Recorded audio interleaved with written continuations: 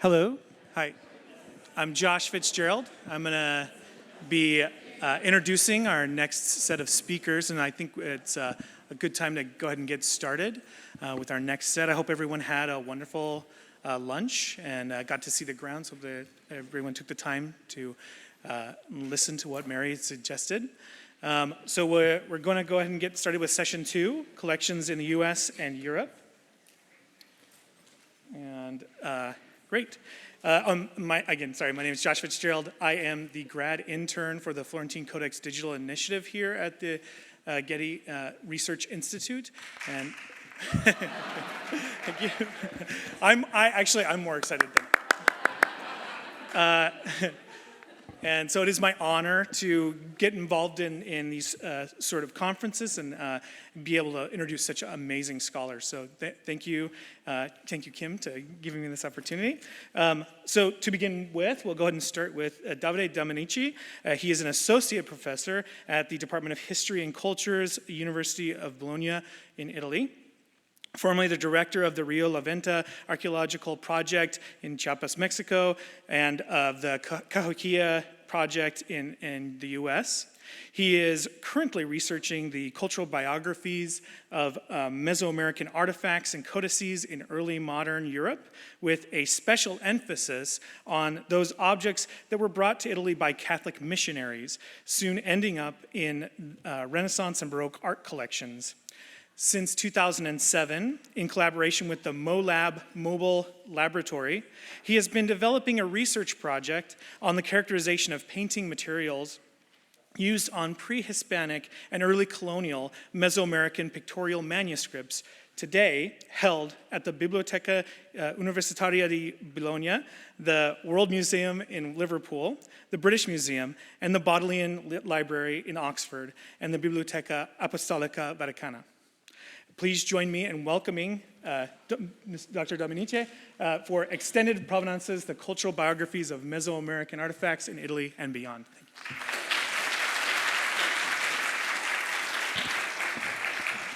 Thank you. Good evening. First of all, let me thank Dr. Mary Miller and Kim Richter for inviting me to this wonderful conference, as well as the staff of the Getty Research Institute who made it possible. So my presentation today will concern this group of Mesoamerican artifacts whose cultural biographies I've been investigating.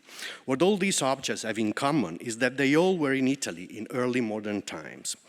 My research aims at reconstructing their movements following the itineraries that during the 16th century led them from their original indigenous context to Italy, where they remained for centuries before ending up in the 19th century in public museums all over Europe. It is important to stress that the artifacts I'm studying do not constitute a completely homogeneous group, and they did not arrive in Italy as a unitary lot. Nevertheless, as we will see, most of them could have been brought to Italy in a similar context, probably in a fairly restricted series of events, and they shared similar subsequent collection histories. And it is on these collection histories that I will focus my attention today. In very general terms, the European history of these objects can be divided in 4 different phases, beginning in the early 16th century. Let me stress that these phases are neither neatly separate from a chronological point of view, nor common to all artifacts. Nevertheless, I feel that they are useful to give you a general overview of the collection histories of these objects. In the first part of my paper, I will synthetically resume what we know about the first 3 phases, to then focus our attention to the 4th and last one, which is nearer to the topics addressed by other presenters at this conference, both from a chronological point of view and from the perspective of the modalities through which the objects move through collections, as well as of the kind of sources which are useful to reconstruct such movements. So the first phase, which is my favorite, and has been the topic of most of my previous work, dates back to the 16th century, when various Mesoamerican artifacts, including those that you see in the slide, were recorded in Italian inventories and publications. And please notice this omichikawastli, this musical instrument made from the Mixtec Kingdom of Tuxtepec. because it will show up again and again.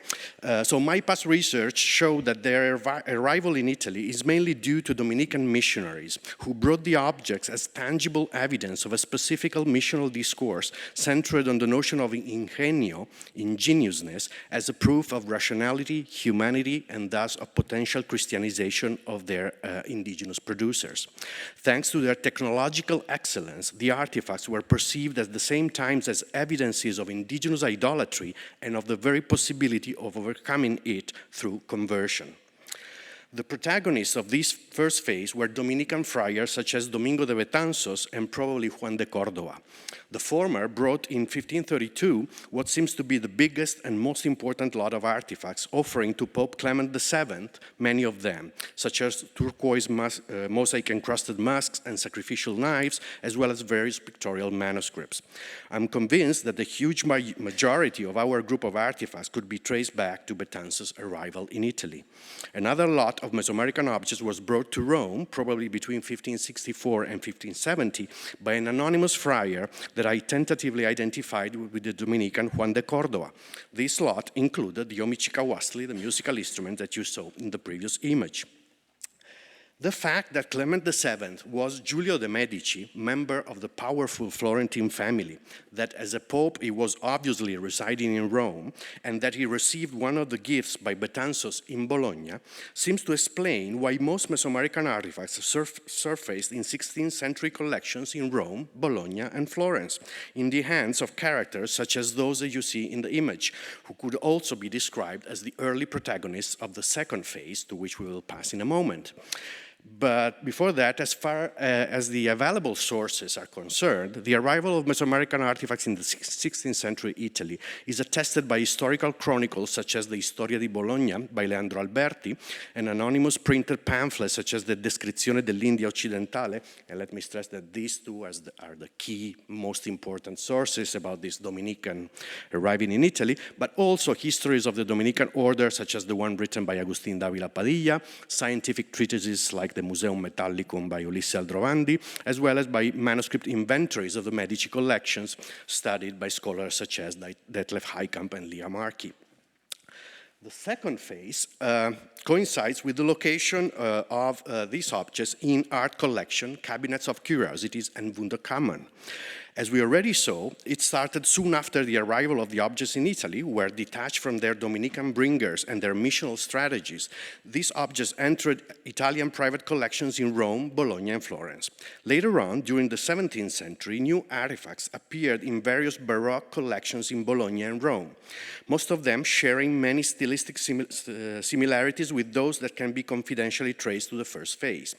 In a single case, I've been able to recognize the omichicawastli, already mentioned, in the 17th century inventory of the Chigi collection in Rome. The Bolognese and Roman Baroque collections where these objects showed up were those of the Bolognese Marquis Ferdinando Cospi, who had a famous Wunderkammer-like museum, and of the Roman cardinals Flavio Chigi and Benedetto Giustiniani.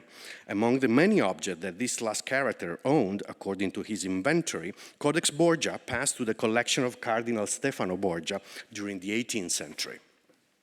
The main sources to investigate the presence of Mesoamerican objects in Italian 17th century collections are their published or unpublished inventories, as well as the objects themselves, as in the case of Codex Cospi, whose Bolognese cover bears an inscription recording that it was given as a Christmas present by Count Valerio Zani to Marquis Ferdinando Cospi in 1665. Phase 3 is restricted to the object from the Aldrovandi and Cospi collections in Bologna that since 1738 were transferred to the Accademia dell'Istituto delle Scienze di Bologna, where they were displayed together with other antiquities. The same Bolognese institution, created after the famous enlightened academies of other European countries, received in 1748 the Tututepec omichicawastli that was previously held in the Roman Chigi collection, that you can see here. The passage of the Omicicawasli from Rome to Bologna was due to Pope Benedict XIV, the Bolognese Prospero Lambertini, who had received it together with other objects of the Chigi collection and decided to offer it to the Academy in his natal town. The sources useful to study this specific Bolognese phase, marked by typical enlightened ways of display and scientific scrutiny, are pontifical correspondence, museum inventories, and museum guides, such as those published by Gaetano Bolletti in 1751 and by Giuseppe Angelelli in 1780. Finally, the fourth phase, to which we are going to devote a more detailed attention, is dated to the 19th century and was marked by the passage of the objects to different kinds of public museums and libraries in Italy and other European countries such as England, Germany, and Denmark. In some cases, the one you see marked by the black connecting lines here, the transfer of the object to museums is well known and recorded by various sources, while in many other cases we can simply observe the sudden appearance of Mesoamerican objects in the museums and try to reconstruct their previous diaspora from Italy. It is precisely on this attempt that I want to focus this second part of my paper. Before that, let me remind that the best known cases of transfer of objects to museums and libraries are those of Codex Borgia, that arrives to the Vatican Library, and above all of the Bolognese lot that from the Accademia delle Scienze in 1878 was brought to the National Museum of Prehistory and Ethnography in Rome. The transfer was organized by the palethnologist Luigi Pigorini to display the artifacts in his newly funded museum, based on evolutionistic and allochronic comparisons between Italian prehistoric objects and exotic primitive ones. The transfer of the objects is recorded by various documents, foremost among them an academic article published by Pigorini himself in 1885 and illustrated by a beautiful watercolor.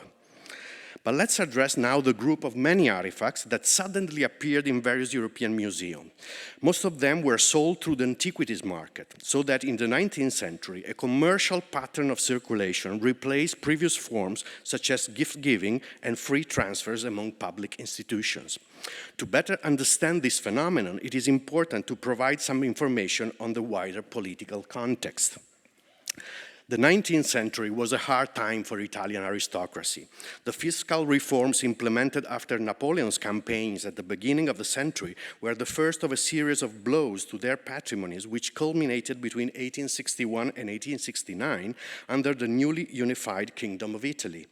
Religious monasteries were also hit by economic difficulties and alienations. In such a situation of economic shortages, several Mesoamerican artifacts which had been in Italy for centuries were sold abroad, a process also favored by the abolition in the new French-like legal system of juridical institutions such as the fideikommisso that for centuries had assured the unilinear transmission of whole family heritage. The first case I want to comment here is that of an exceptional representation of the wind god Ehecatl, today at the Friedenstein Schloss in Gotha, Germany, where it arrived around 1824, and I've been recently studying this object together with my friend Elodie Dupé-Garcia. According to the museum inventory of 1840, it had been brought from Rome by a certain Mr. Buttstadt, who was a servant of Archduke Friedrich IV of Saxe-Gotha-Altenburg, who had spent long periods in Rome between 1804 and 1820. It has been speculated by Richard André, who published the marvelous image on the right, that the objects could proceed from a Jesuit collection, but a meaningful detail has been so far overlooked. Indeed, it is known that in 1811, Archduke Friedrich bought 11 paintings from the Giustiniani collection, which had been for 2 centuries one of the richest art collections in Rome. This detail could be extremely relevant since I elsewhere showed that the Giustiniani family inventories record not only a Mesoamerican pictorial manuscript which I identified with Codex Borgia, but also a huge amount of turquoise mosaics whose diminution in time is well attested by the various inventories recorded from 1600 and between 1600 and 1649. I elsewhere proposed that the presence of codices and mosaics in the collection could be traced back to Vincenzo Giustiniani, who had been general of the Dominican order in the Minerva convent in Rome, that is in the very same place where Domingo de Betanzos had resided in 1532. In light of this information, it is reasonable to assume that Friedrich of Saxe-Gotha-Altenburg bought the Ehecatl mask from the same Giustiniani family, where he also bought the 11 paintings. A Roman origin is also attested for two mosaic-encrusted artifacts today at the National Museum of Copenhagen. One of them recently interpreted as an image of the god Charlotte on your left in a study that I recently carried out together with Jesper Nielsen. The 1856 manuscript inventory of the then called Cabinet of American Antiquities records the acquisition through the antiquity dealer William Chaffers of a group of 71 Mexican artifacts at an auction in London on April 9, 1856, whose catalog you can see there. The same inventory records that at the same London auctions, Chaffers also sold the two mosaic objects in a private, off-the-record way, literally it says underhand in Danish, stating that the objects were originally purchased in Rome, quote, where they probably were brought by a missionary from Mexico. And again, the possibility that they can be traced back to Betanzos is reasonable. The collection history of the Italian objects today at the British Museum, synthesized in this slide, has been thoroughly studied by many scholars and more recently by Marjorie Cagle, so that it doesn't need to be repeated here in detail. As you can see, many of them proceed from Florence. Sorry, something happened there with the names. So probably pertaining to a sphere related with the Medici collection. Please notice that Codex Natal up here also has a Dominican provenance, thus suggesting that its arrival could be linked with the already mentioned 16th century Dominican connection. Also notice how the movement of objects now involved auction houses, you saw the piece appearing there, and a great number of art dealers, whose names you can see there. And let me stress that most of these names can be also found in the Getty Provenance Index database, since they were also marketing more usual European art. The sources witnessing the sale of these objects are catalogs of auction houses, as those shown here, as well as manuscript documents and letters in the British Museum archives. Among these British Museum objects, I only want to add something about this iconic two-headed serpent, which has an interesting story. It was bought by Augustus Wollaston Franks, curator of the British Museum, in 1894 from Teresa Maria Doria Panfili Landi, Duchess Massimo di Rignano. Interestingly enough, the correspondence held in the British Museum archives suggests that the Duchess pretended to be a simple mediator, while Luigi Pigorini's correspondence in Italy clearly shows that the object was in the ownership of her family. So in London, she didn't want them to know. I had put forward the hypothesis that the serpent could have actually come from the collection of the Duke's husband, Prince Emilio Massimo.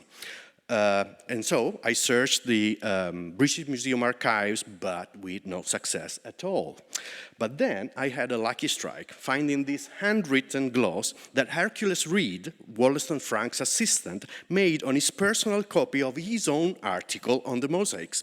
And as you can see, it says Prince Massimo, thus nicely confirming my previous hypothesis. And this is interesting because the Massimo family had long and kingship relationship with the Giustiniani one since the 17th century, when this Cardinal Camillo II Massimo, one of the most important art collectors in Rome, was raised in the house of his uncle Vincenzo Giustiniani, that is the person who, together with his brother Benedetto, assembled the above-mentioned collection of Mexican mosaics. All this suggests that the two-headed serpent was originally one of the objects mentioned in the Giustiniani inventories, probably deriving from Domingo de Betanzos' gifts. In sum, the majority of objects I've been discussing proceed from 3 Italian cities connected with the gifts brought by Domingo de Betanzos and his Dominican brethren in the 16th century. Here you see the objects proceeding from Bologna, and here those from Rome and Florence. A smaller group comes from various northern Italian cities such as Turin and probably Padua and Venice, as in the case of the now lost object, the knife you see in the image, which was owned by Jacob Gaffarel, librarian of Cardinal Richelieu in the 16th century. The specific history of this northern Italian group are still a bit obscure, and I'm now devoting my efforts to try clarifying them. But I want to conclude my presentation briefly discussing a stylistic aspect whose understanding could be enriched by matters of provenance. The objects you see in this slide form what I elsewhere defined as a stylistic subgroup among Mesoamerican turquoise mosaics.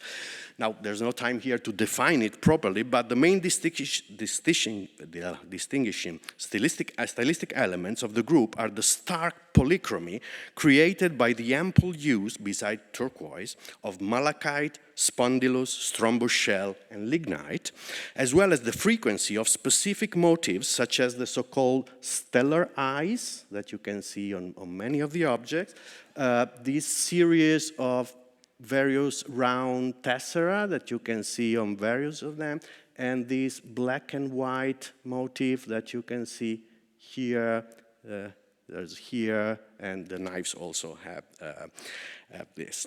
Interestingly enough, all the objects that form the core of this polychrome group of mosaics, with a single exception to which we go back, share an Italian origin, thus suggesting not only that they proceed from a same specific Mesoamerican region, probably southern Puebla, but that they may have been brought to Italy together, most probably by Domingo de Betanzos, since the group also contained objects like this, which is clearly traceable to Domingo de Betanzos. Clearly enough, not all the objects with Italian provenance are part of this group, as clearly shown by this famous mask, whose chromatic richness is achieved through the juxtaposition of different hues of cultural turquoise, rather than with the materials and motifs characterizing the polychrome group. The only exception to the Italian provenance of the polychrome group is this horned headdress in the British Museum collection, which was bought by Wollaston Franks in 1893 from the British collector Thomas Bateman. Interestingly enough, Bateman had acquired the headdress from the antique dealer William Chaffers, that is, the same person who sold the 2 Roman mosaics to the Copenhagen Museum. Chaffers would have obtained the address at an auction in Paris.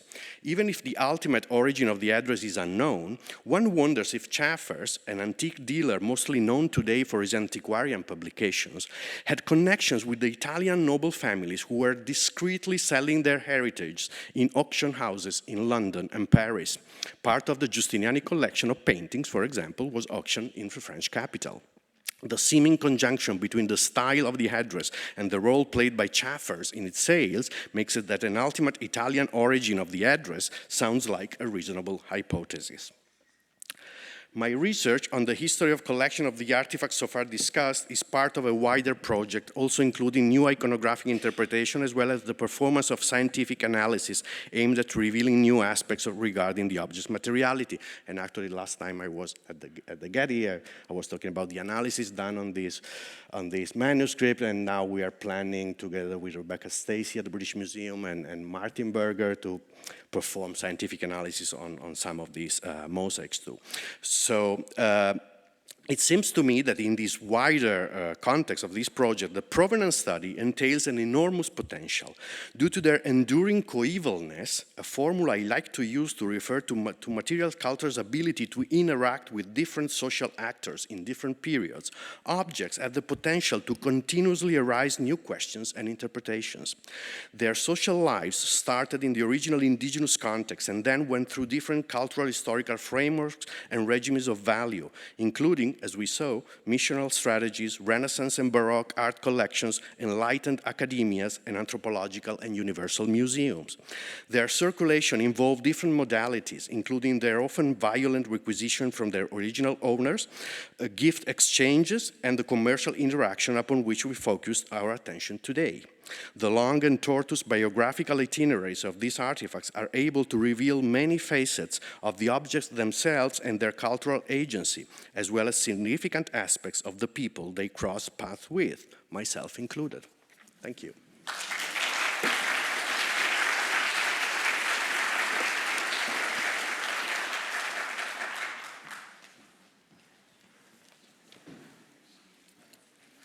All right. That was fantastic. Great, thank you. And now we'll move on to another wonderful scholar. Viola Koenig was the director of the Ethnologisches Museum Berlin from 2001 to 2017, the Übersee Museum Bremen, and the anthropology department at the Welten Museum Hanover. She was a curator of the Rawtenstraat Jost Museum in Cologne and the Mark Hamburg. She curated international exhibitions such as the Native American Modernism, the Tropics, and the Aztecs. She created the visible storage building, Ubermax of Bremen, and was in charge of the exhibition concept of Humboldt Forum Berlin. She's a professor of cultural anthropology and pre-Columbian studies at Freie Universität Berlin and Universität Bremen, and was a guest professor of art at Tulane University. Please welcome Dr. Koenig for our next talk, From Curiosity to the Thirst for Knowledge and Collecting Mania.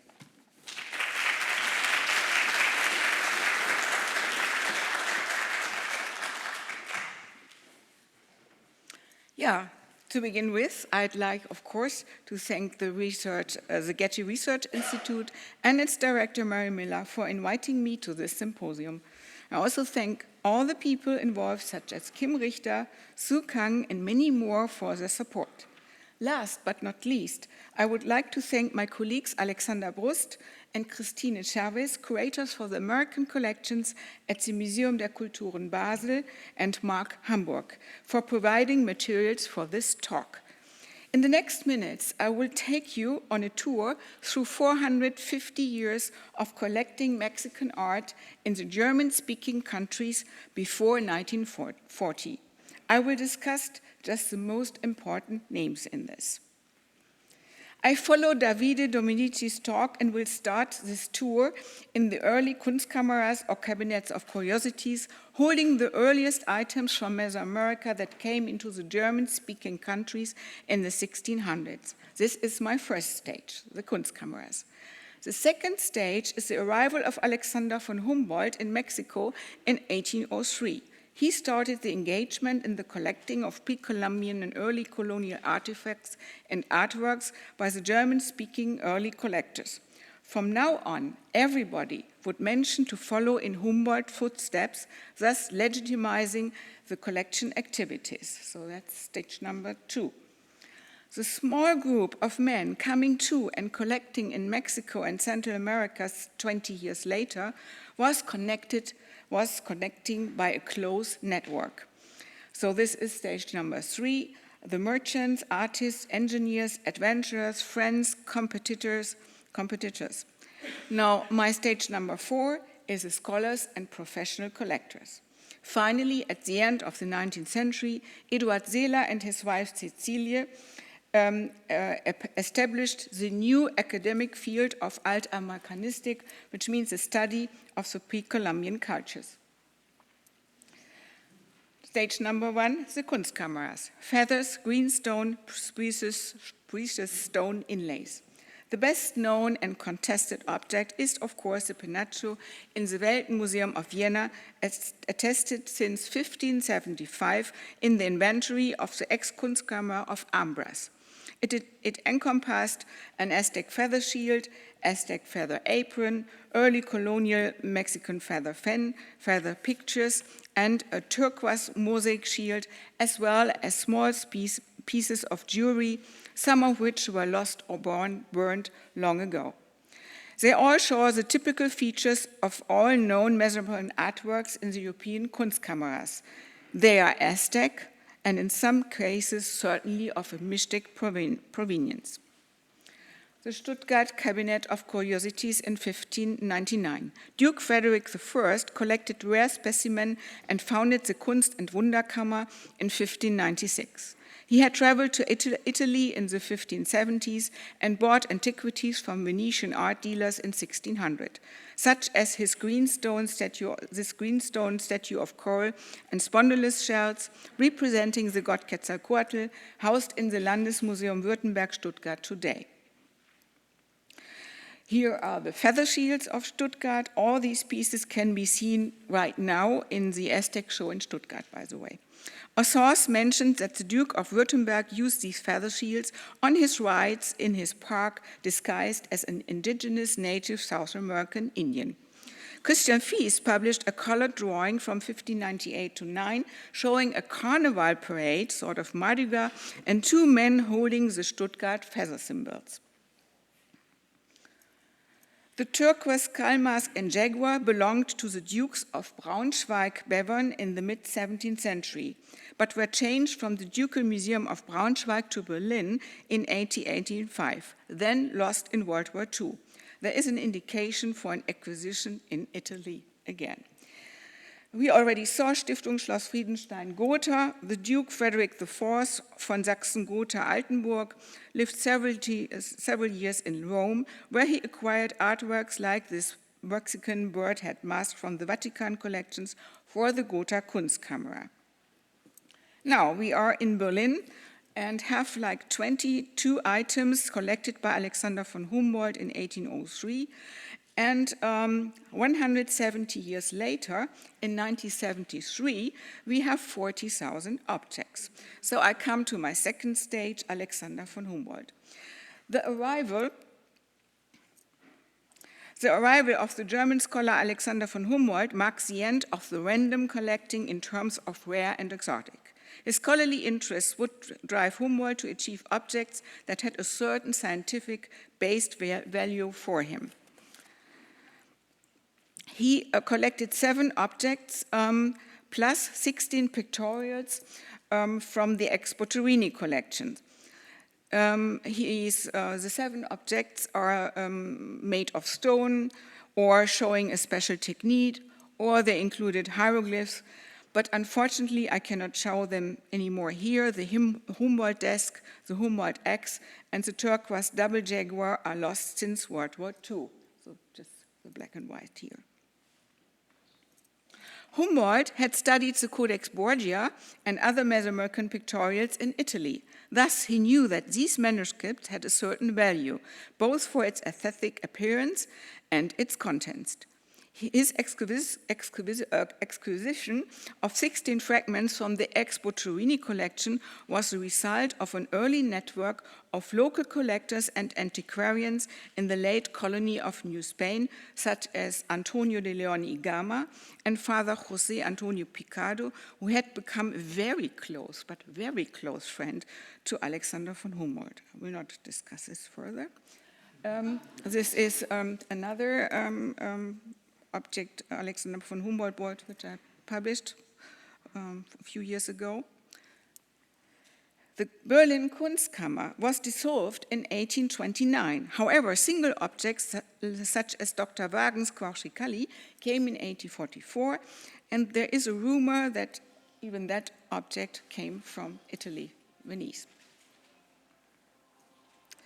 Merchant, artist, engineer, adventurers, friends, competitors. 20 years after Humboldt had arrived in New Spain, German-speaking travelers and temporary residents of Mexico and Central America formed a well-connected group of collectors. The German merchant Karl Adolf Ude lived in Mexico between 1823 and 35. Lucas Fischer, a Swiss merchant and artist, lived in Mexico from 28 to 37. Karl Nebel was a German engineer, architect, draughtsman from Hamburg and lived in Mexico 29 to 34. Finally, Jean-Frédéric Maximilien von Waldeck was an artist of German, Bohemian, and whatever more descendants, traveling in Mesoamerica from 1834 to 6. Lucas Fischer was a merchant of silk ribbons and an artist. His collections ended up in the Museen der Kultur in Basel of Switzerland. He collected almost 50% of the Basel collections from Mesoamerica. That means 1,200 out of 2,400. Fischer's connection to the group can be seen by drawings, for example, one by Nebel showing Fischer's Hypatotic in 1830, together with the information that it came from Texcoco. The local provenience of some other pieces is known as well, such as the sitting bearded god from Barrio San Sebastián, known to be owned by José Tellez Giron in 1792. When Waldeck made his drawing in 1830, it belonged to José Luciano Castañeda and Guillermo Castañeda. Dupré and Castañeda found the greenstone mask in the house of a native person in Tizatlan, Tlaxcala in 1807. So there's a lot of change of information going around. And of course, there had to be some pictorials in the collection. So these are the two pieces, Lienzo Fischer 1 and 2, housed in Basel today. And maybe this one is also a Butterini, but I have to do some research on that. I recently found out that the collection of 60 pieces inventoried under the name of the consul Ferdinand Seifert was probably collected by Carlos Nebel before 1848. Karl Adolf Uhde was a contemporary of Karl Wilhelm Koppe, who in his book mentioned the hardware dealer Uhde to be an expert collector of Indian original antiques. He collected almost 1,000 objects. And again, there are 5 pictorial fragments of the Uhde collection, who I believe came probably from the ex-Butterini collection, as did Humboldt's mentioned above, by either support or change with Waldeck. Wilhelm Koppe says that Waldeck preferred collecting old Indian hieroglyphic manuscript, and that the former owner of these documents was an old bigoted priest who had confiscated them on his missionary journeys. A housemaid was able to get hold of the manuscript, selling them to Waldeck. All those were attributed to the Butterini collection and ended up in the Bibliothèque Nationale of Paris.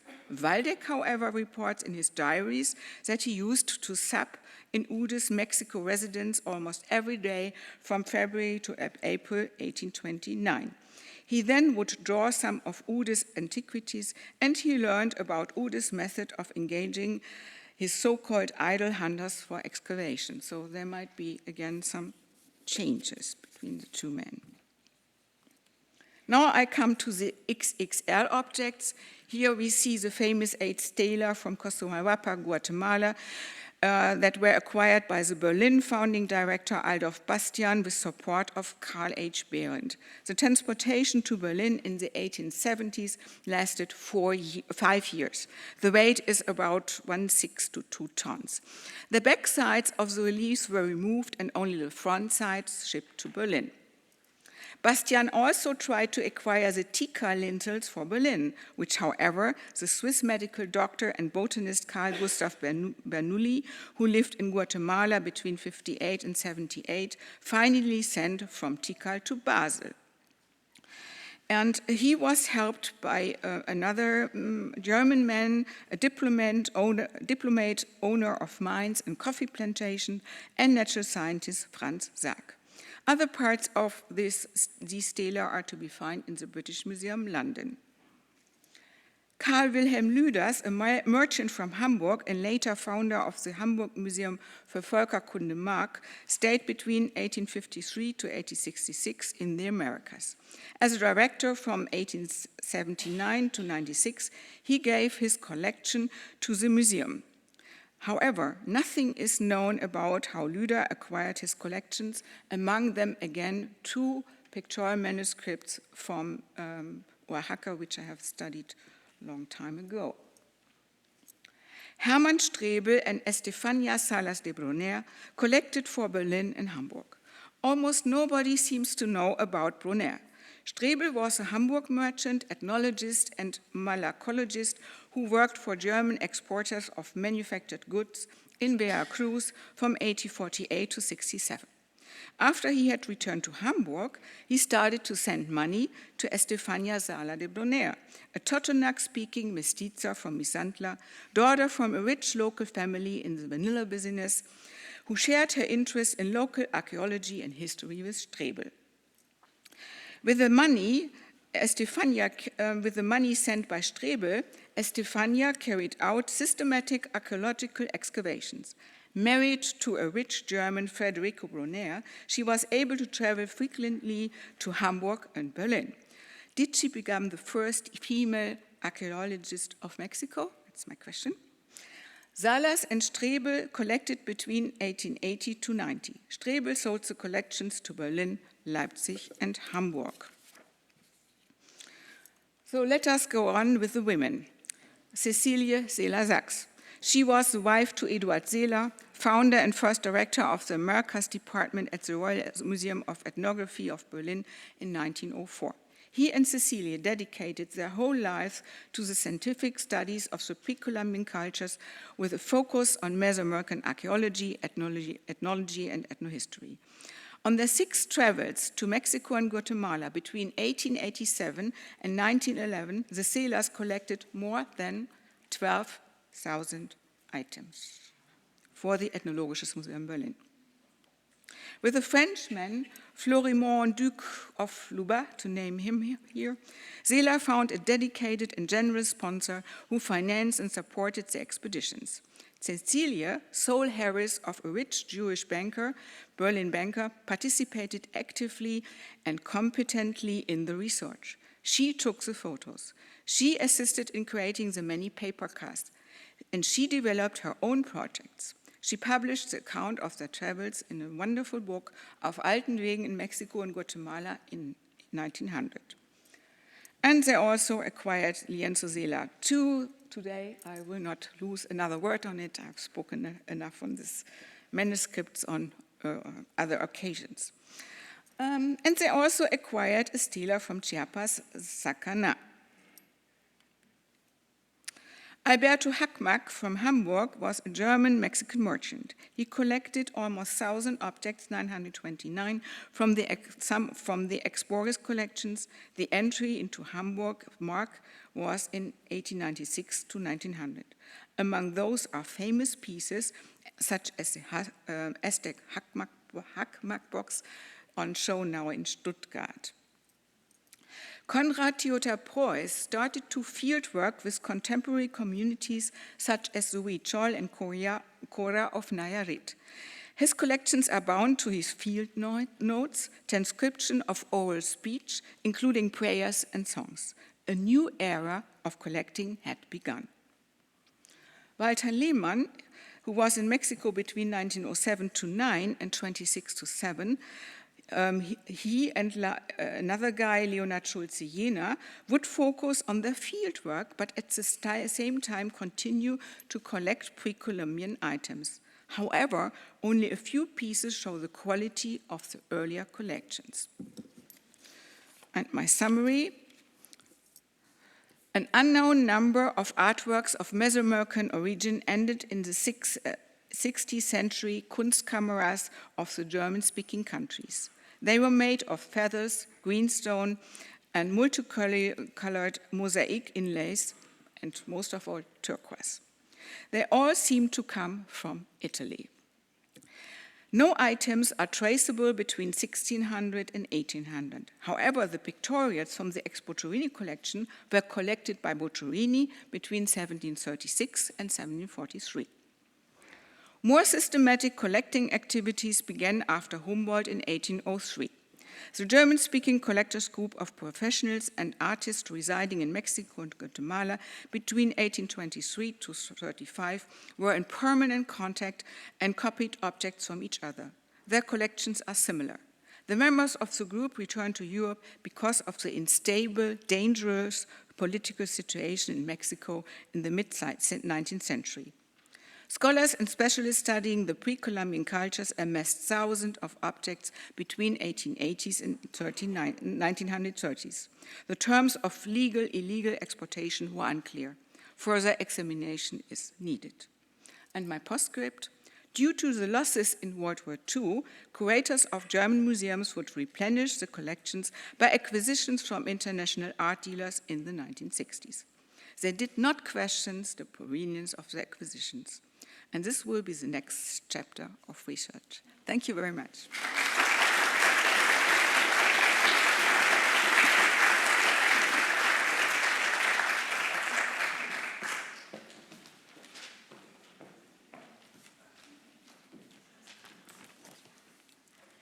Thank you, Dr. Koenig. All right, great. We're going to go ahead and move on now to our favored speaker here, Kim Richter, Senior Research Specialist in the Director's Office at the Getty Research Institute. She received her PhD in art history at UCLA, specializing in pre-Columbian art and archaeology. She is author of numerous articles on the Huastec art, co-editor of the Huasteca Culture, History, and Interregional Exchange, co-creator of the Golden Kingdom's Luxury and Legacy in Ancient Americas, and co-editor of the award-winning accompanying Golden Kingdom's catalog. She's currently co-directing a new collaborative digital initiative focusing on the Florentine Codex, an encyclopedic Spanish Nahuatl manuscript about Aztec life, culture, and history created in the 16th century Mexico. She's also, just like an Olmec statue, a endearing, precious, observant that plants the seeds, the jaguar baby twisting seeds that grow into these wonderful workshops and events and curated materials. So please join me in welcoming Dr. Richter for talk Black Gold.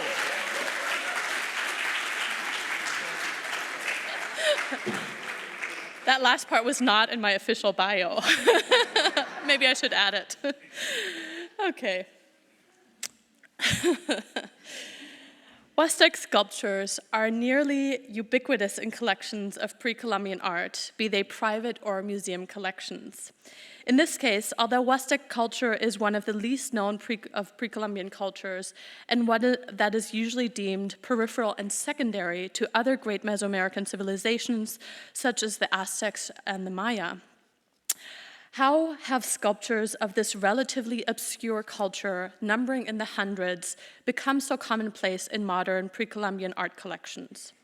The Huasteca region on the northern Gulf Coast of Mexico is best known for post-classic figural sculptures, the one you see here, for example, which appeal to modern collectors due to their bold forms and sometimes naturalistic style. I, however, argue that it's the region's location and natural resources that resulted in the dispersal of these sculptures into collections. The Gulf Coast region has rich oil reserves, which came to be explored and exploited by national and international oil companies starting in the late 19th century. The lure of black gold brought international prospectors, geologists, diplomats to the region who carried off Huastec sculptures to their home countries as souvenirs and prized ancient collectibles. Rather than being generated by scientific archaeological excavation projects sponsored by university or other entities, this was collecting by opportunity and by extraction. Eventually, many of these sculptures came to grace the exhibition halls of some of the grandest museums in Europe and the US and Mexico. And in this paper, I examined select key figures involved in this process and in the early formation of some of the most important collections of Huastec sculptures. So we've seen these folks before. In 1915, Cecilia Zela-Sachs described the state of archaeological knowledge on the Huasteca, which she visited with her husband, the famed anthropologist and linguist Eduard Zela. She described it in dismal terms. Although the region had been modernized through the construction of a railway, which resulted in the unearthing of archaeological materials, nothing was done to preserve them or publish the findings. She recommends that the Mexican state impose regulations on engineering projects and require them to report their discoveries. She further notes that unearthed sculptures and ceramics were probably destroyed by superstitious indigenous people or carried off by the Americans. In contrast, as she emphatically states, the Zelas preserved their collection at the Berlin's Museum für Völkerkunde, where Eduard Zela was the head of the Department for the Americas, and you already saw in Viola's talk how many of these were preserved in this museum. In addition to the railway, the rapidly developing oil industry resulted in the modernization of cities in the Huasteca that were in the proximity to major oil fields, especially in Tampico, Pánuco, Ébano, and Tuxpan. In the early 20th century, Tampico was the greatest oil port in the world, attracting engineers from all over the world. Naturally, these regions also experienced their share of foreign invasion. Tampico was invaded by US forces during the Mexican War in the 1840s. In 1862 by the French. Veracruz to the south was bombarded and occupied by the US Navy in 1914. And I could go all the way back to the 16th century because the Huasteca was one of the first regions into which the Spaniards entered and conquered and wreaked all sorts of havoc.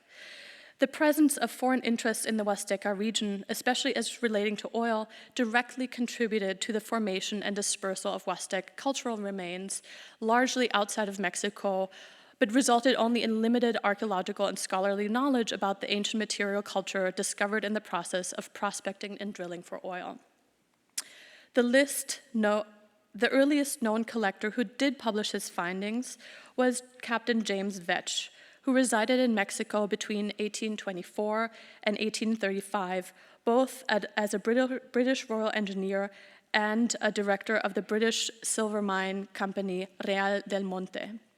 In his report to the Royal Geographical Society delivered in 1836, Vetch lists the 30 sculptures he purchased in 1835 from Francis Vicelli, an Italian engineer who had discovered them while mapping the Panuco River. Unfortunately, we have no further details of the sculpture's exact find spots. Vetch goes on to donate the sculptures to the British Museum in 1842, resulting in one of the most extensive and important museum collections of Huastec sculptures. Like a proper geologist, he speculates on the possible dating of the sculptures based on the wear of the stone, for which he also takes into account the nature of the stone, whether it's soft shelly limestone or hard calcareous sandstone, and the tropical climate, and concludes that he has, quote, little hesitation in pronouncing some of them to be at least 1,000 years old and others probably 2,000 years old. In fact, they date to around 900 to 1521, and so he's not too far off with his first 1,000-year hypothesis. He notes the novelty of the female sculptures and their extraordinary headdresses and raises fundamental questions.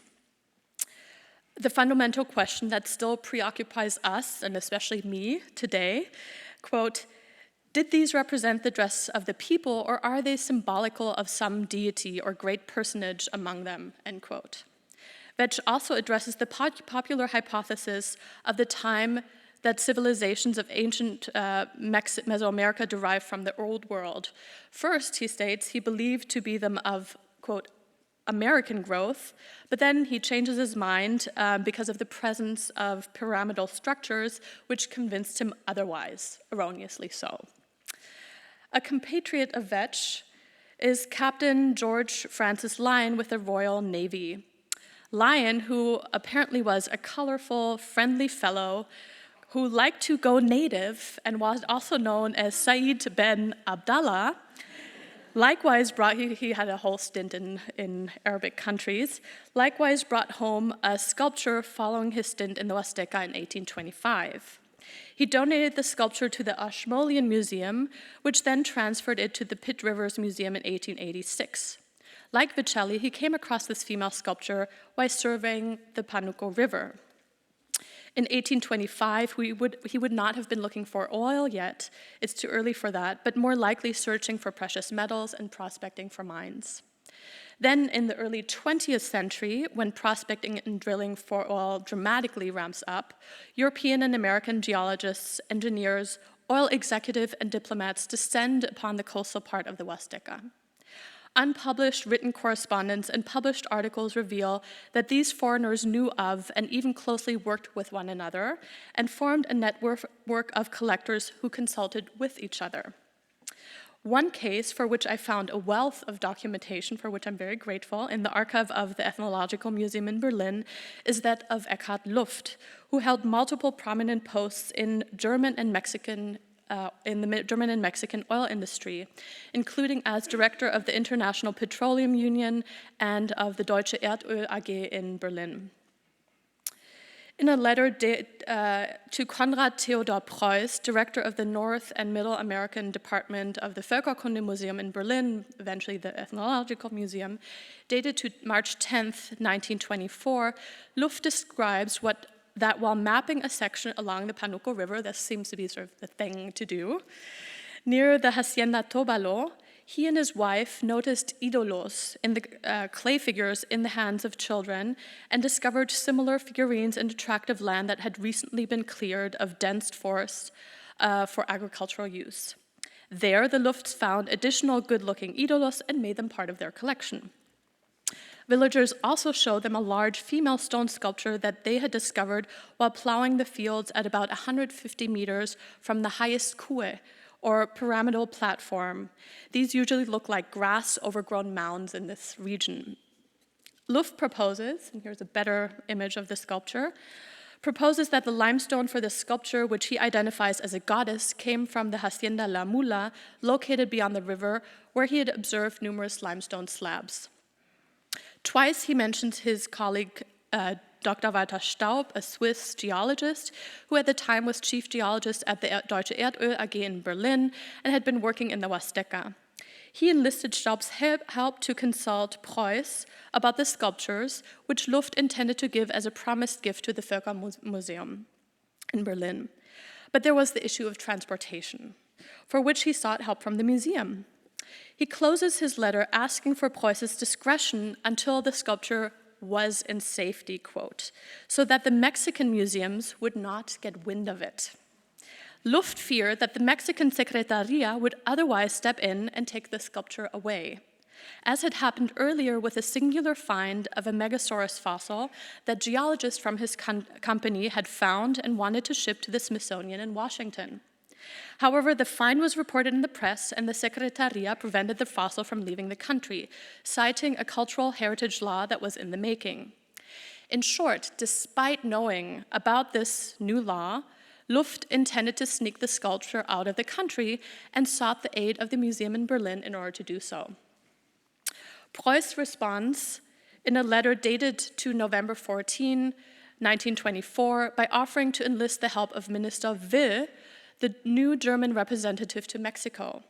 The plan, which Preuss describes as a last resort in case no other solution can be found, would be for Will to export the sculpture as a personal possession intended for his own residence.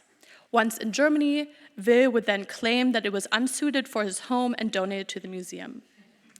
The major caveat Preuss identifies is that the Mexican minister would perhaps obligate Will to donate the sculpture to Mexico's National Museum because there was a great interest in monumental works. However, by the time Preuss's letter receives Luft, the sculpture is already in Germany. As Luft confirms in a short handwritten note dated to Christmas Eve, I guess he never rests, as some people we know in this room, dated to Christmas Eve of the same year. After a bit more of back and forth involving two casts made of the sculpture, one for the Linden Museum in Stuttgart, which also expressed interest in the sculpture, and another one for Luft's residence, Luft decides to not donate the sculpture to the Berlin Museum. And this is where there's like a post-World War II coda to the story. The sculpture remains on loan to the museum for over 30 years. It survives World War II and its aftermath, which, as we saw from Viola's presentation, cannot be said of all of Berlin's art collections, be they Western or non-Western.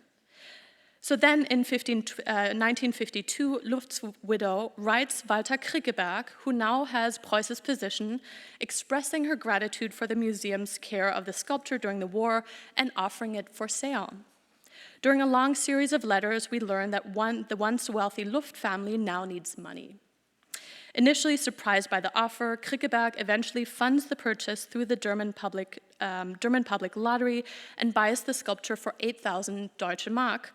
A good deal, he assures his higher-ups. Apparently, the Musée de l'Homme was willing to pay significantly more. The transaction is completed 2 years later in 1954.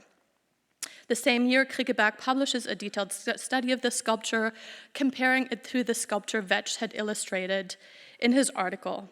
Note the similarity of the fan-shaped headdress with the pleats and the pointed flap at the back and the two serpents at the front, all typical features of Huastec female sculptures. Another prominent person working in the Huasteca is John Malcolm Muir, acting chief geologist with Corona Dutch Shell.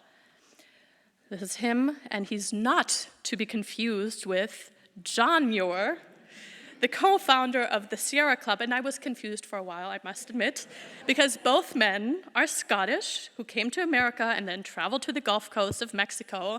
This Muir apparently did so on foot, And so I was a little bit confused until I figured out that these were two distinct individuals, because I was having a hard time reconciling that the father of our national parks was also an oil man.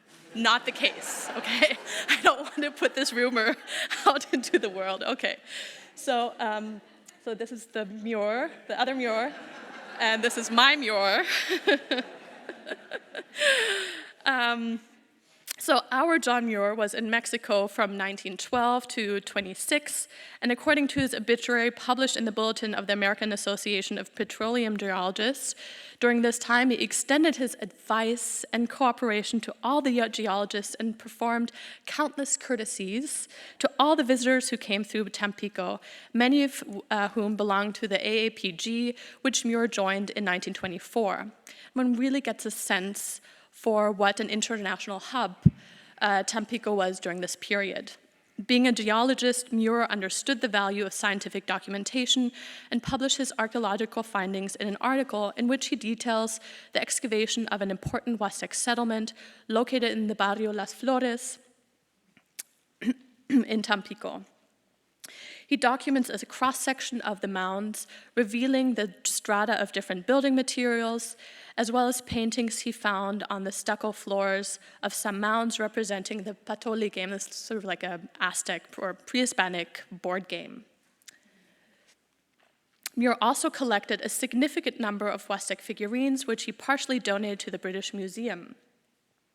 Another part of his collection was sold to C.L. Hay by Gwaned C. Muir, and I don't know quite what the relationship is to Muir, which Hay then donated to the American Museum of Natural History in New York. With Muir, we see how oil exploration of the Huasteca resulted in some of the earliest excavations, though not carried out by trained archaeologists, but by a geologist, and how the extraction of natural resources resulted in the concomitant extraction of cultural resources. And just take note here of the name Walter Staub up here, because we turn to him next. An even greater impact on the early archaeological literature of the region was made by Walter Staub, who was regularly mentioned, as we've seen, in the sources because he was so closely connected to other international oil geologists working in the Huasteca during the 1920s.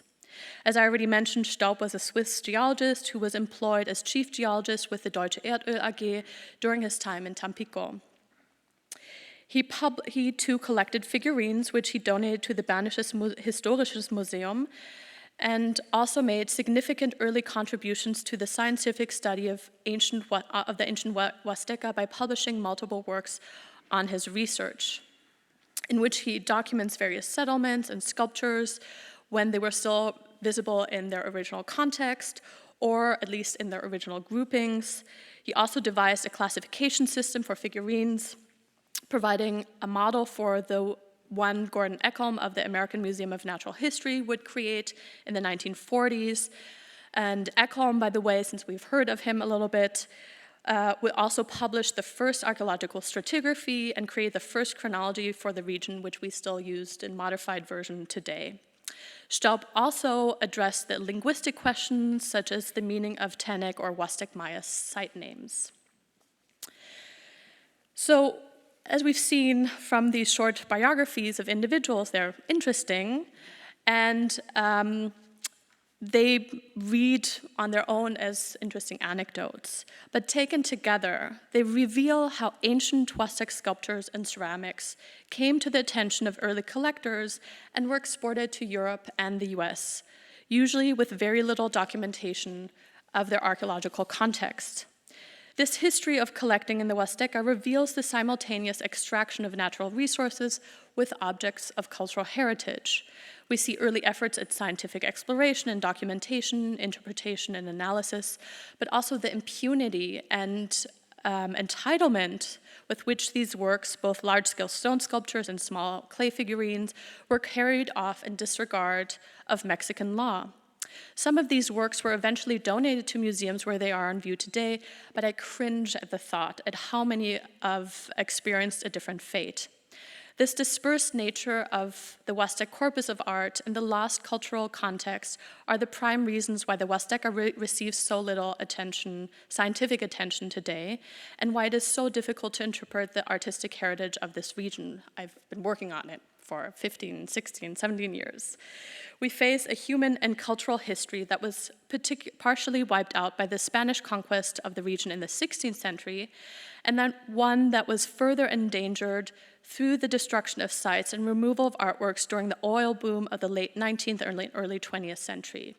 And sadly, this large-scale destruction of Huastec cultural remains continues today with the construction of multiple major harbors along the Gulf Coast, although salvage archaeological projects at least are recovering some information about the contexts that are now being destroyed. Thank you so much.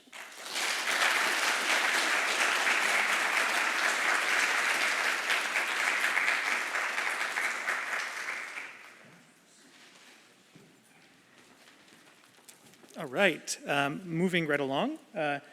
We are going to go ahead with Dr. Christopher Beekman, received his PhD from Vanderbilt University in 1996 and is Associate Professor of Anthropology at the University of Colorado, Denver. His research focuses on sociopolitical organization in ancient Western Mexico and the region's interaction with its neighbors. He has held fellowships at Dumbarton Oaks Research Library and the Sainsbury Research Unit, and he has been invited professor at the Institut d'Art et Archéologie, Universitat Paris, Panthéon Sorbonne. He has authored or edited several books, including Shaft Tombs and Figures in Western Mexico Society. He co-edited volume Anthropomorphic Representations in Highland Mesoamerica is forthcoming. And we're going to go ahead and have Dr. Beekman come up. I just wanted to make sure everyone knows, as a birthday present for Dr. Beekman, we will stay here and listen to everything this man has to say.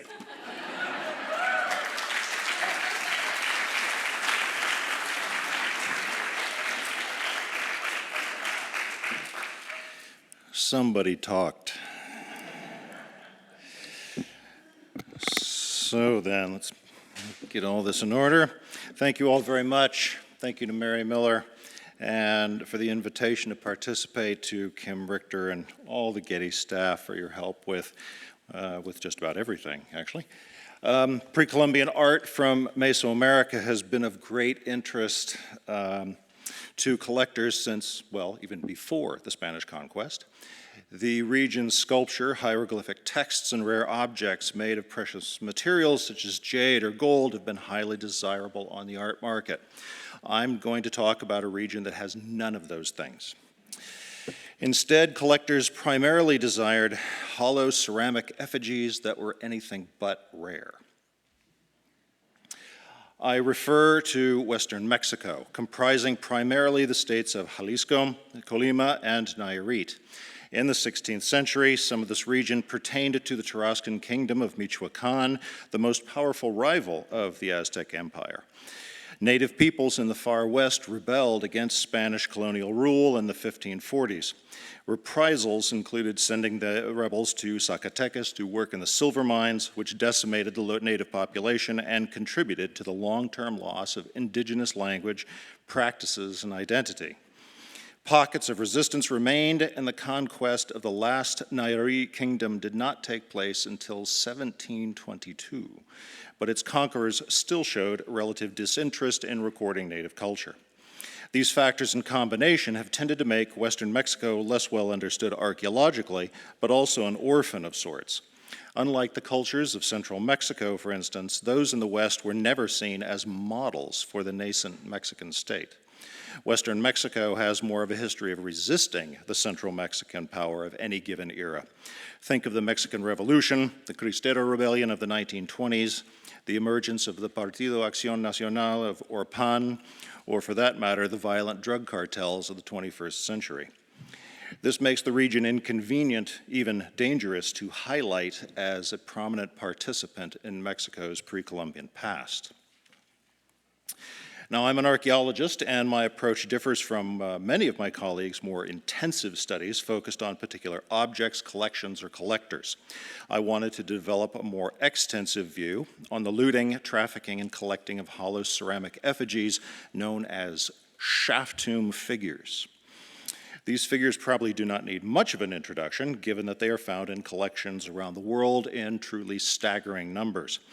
I found the study by Tsirogiannis and Tsirogiannis of the networks of Italian and Greek antiquities traders to be a potential model to map the links between sites, collectors, galleries, museums, and scholars. My approach then has been, rather than digging into archives, but collect publicly available data on figures, the collection to which they pertain, and the donor or gallery through which they passed. I think you will quickly realize that I got more than I bargained for. But it clearly identifies hubs of activity, the links between galleries and collectors, and where those collectors or their heirs eventually chose to dispose of their collections through donation.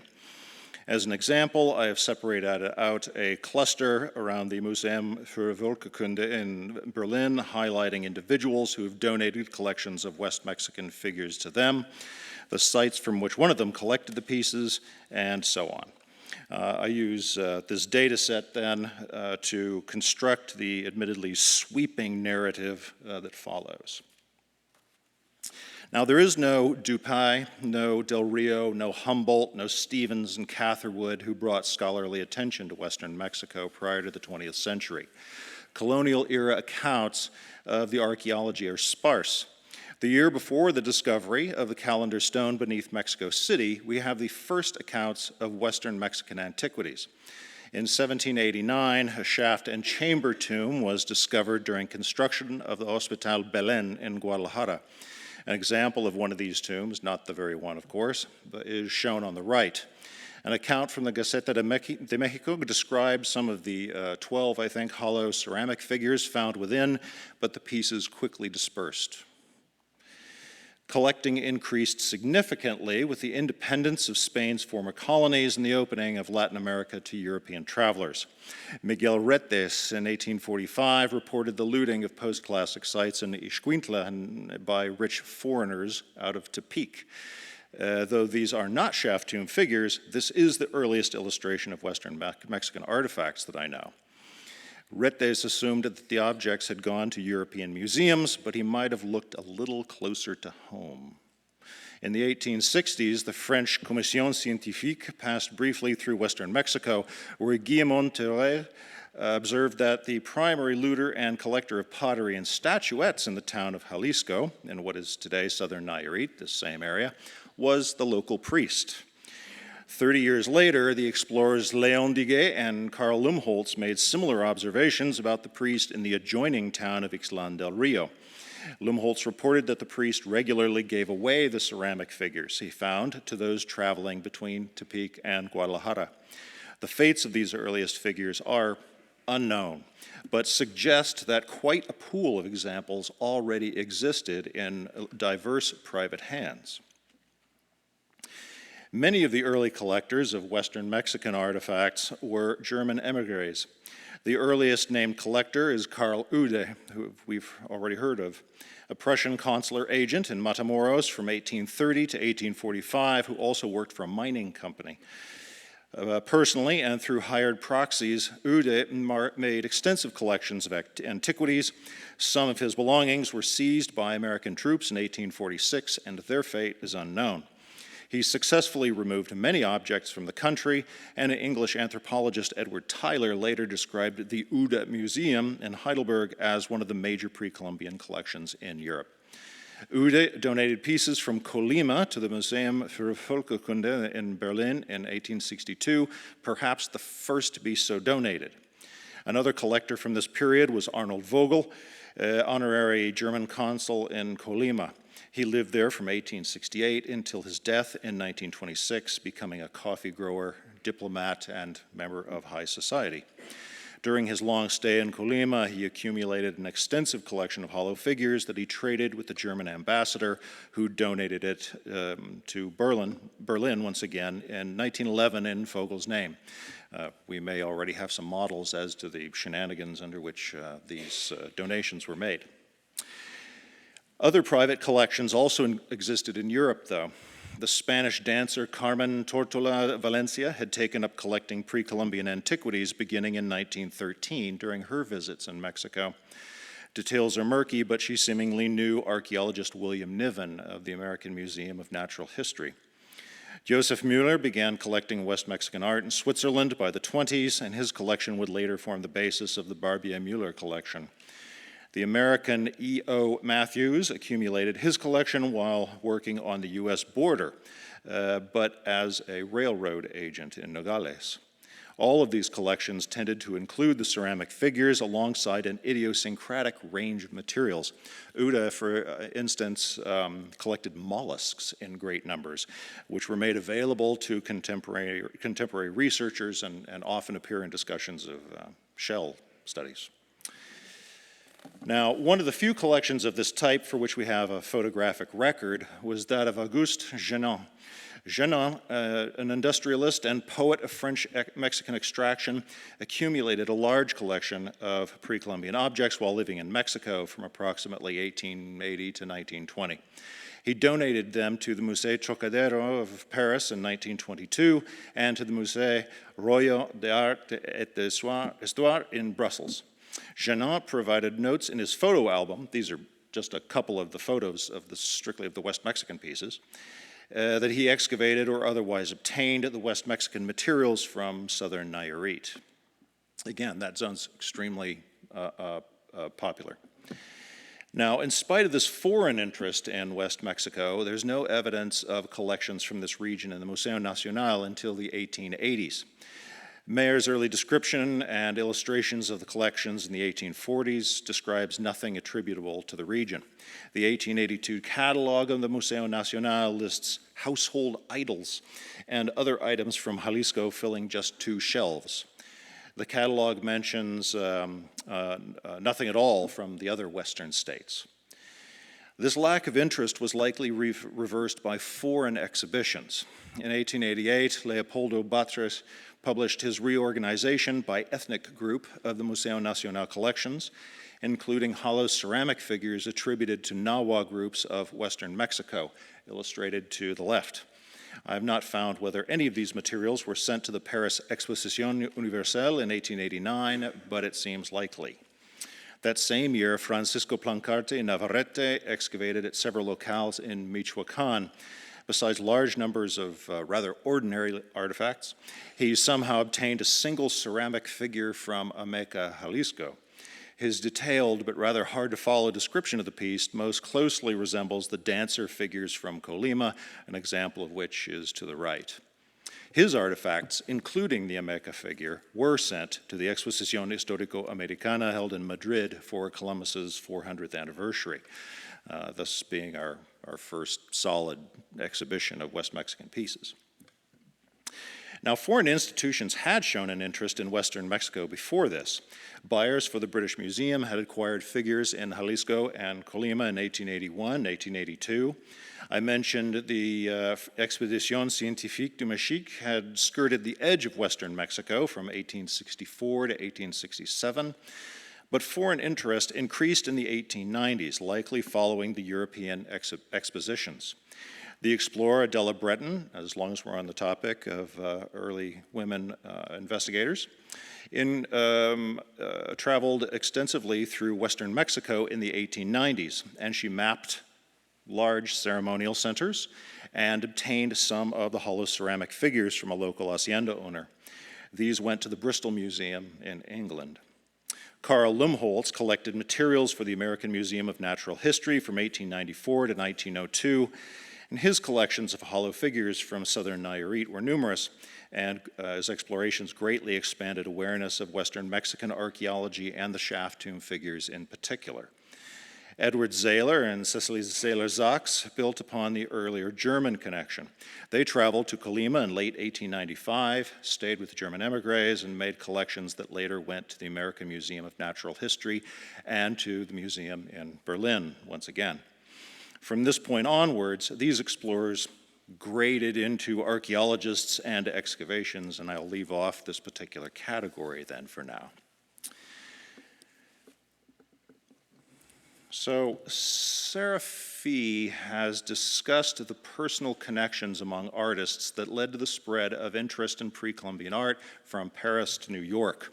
Artists such as Max Weber, or not the sociologist, but the artist, were frequenting the collections at the Musée Trocadero by the 1890s and brought that sensibility to New York in the early 1900s.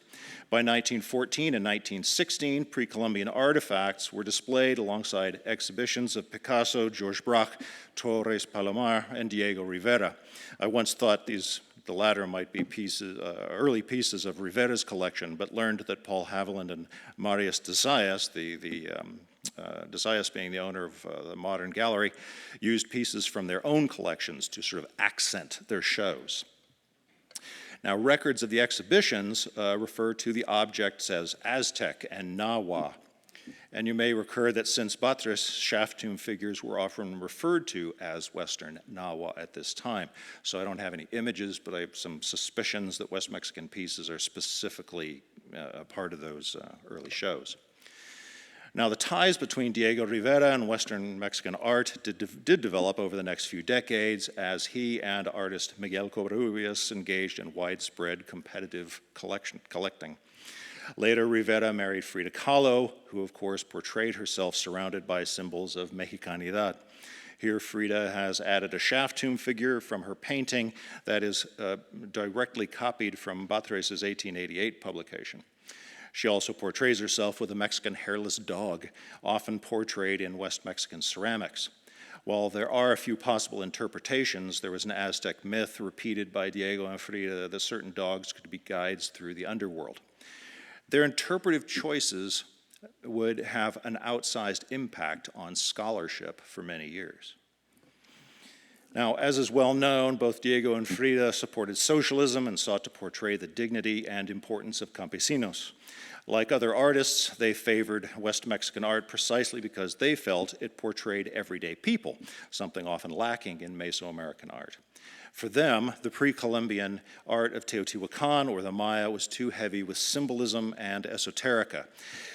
So here Diego has clearly used figures like those on the left as the basis for how he would portray indigenous people going about their business. Now, these views of West Mexican art might have remained an idiosyncratic interpretation, but this model was adopted and expanded as the artwork became increasingly commoditized. We've already heard how a central node for collectors on the West Coast was Stendahl Galleries of Los Angeles. Seem to be running out of time, so I'll move a little more quickly here. At the center of his business model, though, is what I discern as the branding of West Mexican art. So what do I mean by that? West Mexican figures had previously been collected as isolated objects, not a category. They had, however, now become a brand in the sense that we use the term today. You can, for instance, own Les Demoiselles d'Avignon, a work by Pablo Picasso, but at some point an artist's work may become a brand, a Picasso, and the specific piece may become secondary to owning a Picasso. Everyone knows what you mean when you say you have added a Picasso to your collection because it has emergent meanings associated with it. The brand included the following features. West Mexican figures were primitivist, inspirations for modern artists of a certain artistic and political sensibility. They were quintessentially Mexican in the way that tequila or mariachis are Mexican, even though they're actually specifically from the West. The figures were portrayals of everyday life and mortuary art produced to follow the dead into the afterlife. Finally, they were made by everyday people using everyday materials. Probably not coincidentally, the West Mexican figures were being branded in a way that would appeal particularly to West Coast elites such as actors and artists, for whom the sheer numbers of effigies did not detract from their desirability. Those themes created a clear contrast with other Mesoamerican brands on the art market, which sought to emphasize social class, religious and political themes, and skilled artisanry working in rare materials. Now, in 1930, before Stendahl had become involved in the trade of Western Mexican art, the Century Association held an exhibition with no Western Mexican artifacts at all. The inclusion of Western Mexican artifacts in the late 30s increased with exhibitions by the Dallas Museum of Fine Arts, 1937, the Stendahl Museum, 1938, University of Michigan, 1939, the Los Angeles County Museum, Fogg Art Museum, and the Museum of Modern Art, finally in 1940. As Megan O'Neill noted in her keynote lecture last night, Stendahl would later increase his market through sponsoring and participating in a series of exhibitions and publications that promoted primitive art in Southern California and Europe.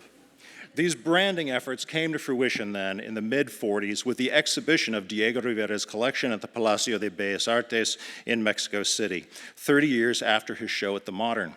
Two accompanying volumes, one more of a catalog and the other an illustrated collection of scholarly articles, largely adopted the West Mexican brand as it had emerged under Rivera and Stendahl. It received a further boost from the influential analysis of Olmec art by Miguel Covarrubias, another artist and collector. Covarrubias characterized the newly discovered Olmec culture as the source and mother culture of ancient Mexico, with the exception of West Mexico, whose art was considered too different to be related. The brand had successfully supplanted academic scholarship. It is possible today to archaeologically debunk or debate every point in the West Mexican brand, but by the mid-40s, the brand had spread from the art and business worlds into the field of academics, and a new dark period of accelerating looting, widespread collecting, and national and academic disinterest in an entire region was about to begin. Thank you.